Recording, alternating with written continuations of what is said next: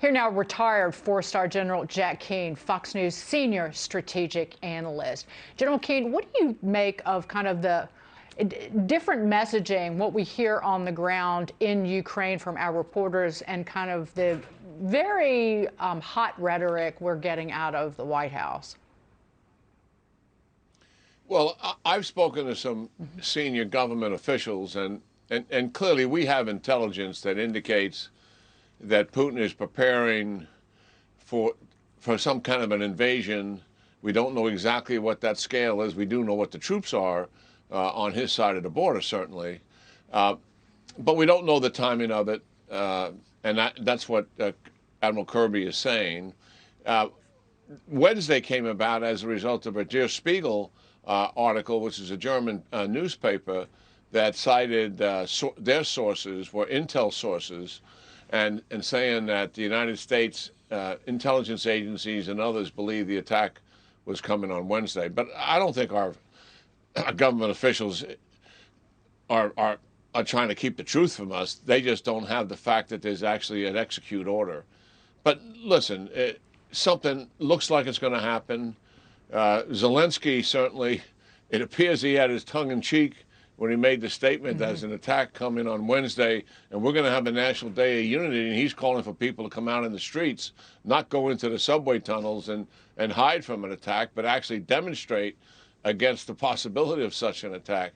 I think Putin, to be honest with you here, Dagan, has underestimated Zelensky. This is his third anti-Russian leader he's had to deal with in Ukraine since he annexed Crimea, because the people of Ukraine forced out Yanukovych, who was his stooge.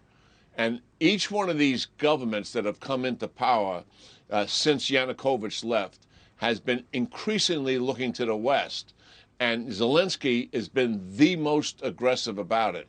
And I think Putin, likely because he's a comedian and entertainer by profession, became a politician out of a need to serve his country, probably looked at him as a bit of a lightweight.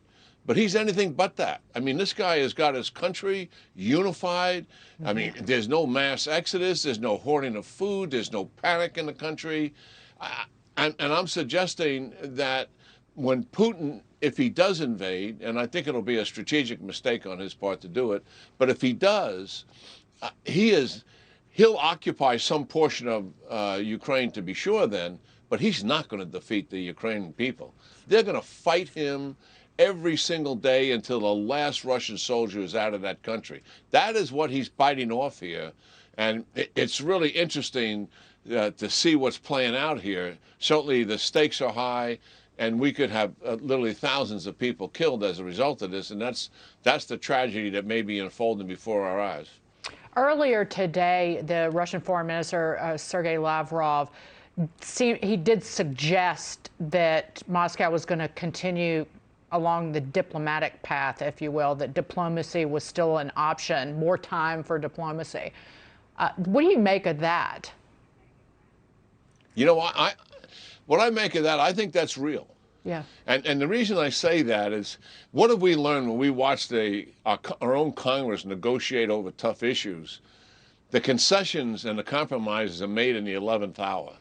And I think that's what the Russians are still hoping for. That as the pressure mounts and the threat of invasion is increasing, the drumbeat of war is certainly getting louder, that Putin will get some major concessions out of the United States, or get something that's meaningful enough for him to have a face-saving agreement so he can de-escalate. Certainly that's a favorable option for everyone who doesn't want to see a tragedy unfold here. But the fact that Lavrov is saying that, after being so dismissive of the Brits and the French last week, and I think shutting down negotiation, I think he was just very frustrated. The fact that he and Putin, who was participating in this event, opened that door again, I think that's a real possibility. We can't be Pollyannish about it after all of these months. Remember, this started in March when the Russians put 90,000 troops on the border of Ukraine, and the United States and NATO did nothing about it.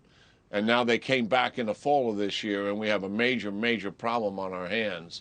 So this has been a very long, played-out scenario by the Russians, and the complicity, I think, of the United States and NATO in not standing up and being tough enough when this happened the first time. Think about that. 90,000 troops on the Ukraine border, intimidating, coercing a sovereign, independent, democratic, fledgling country, and we don't do anything about that.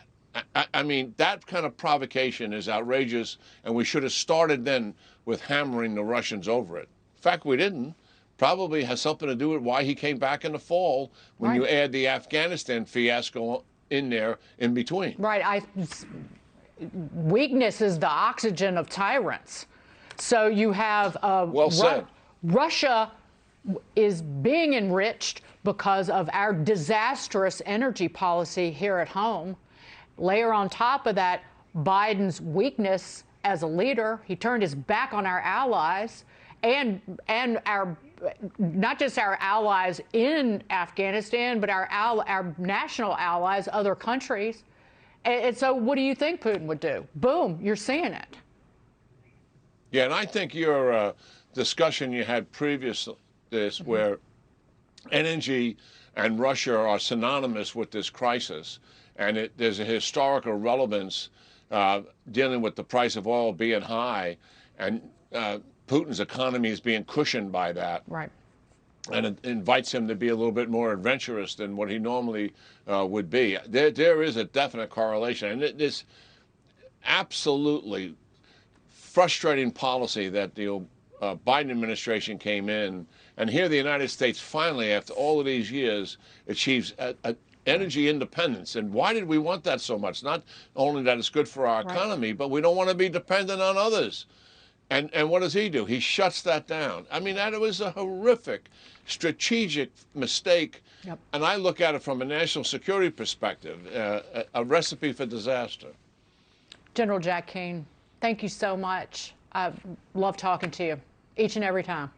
Be well, sir. Yeah. Great talking to you too, Dagan.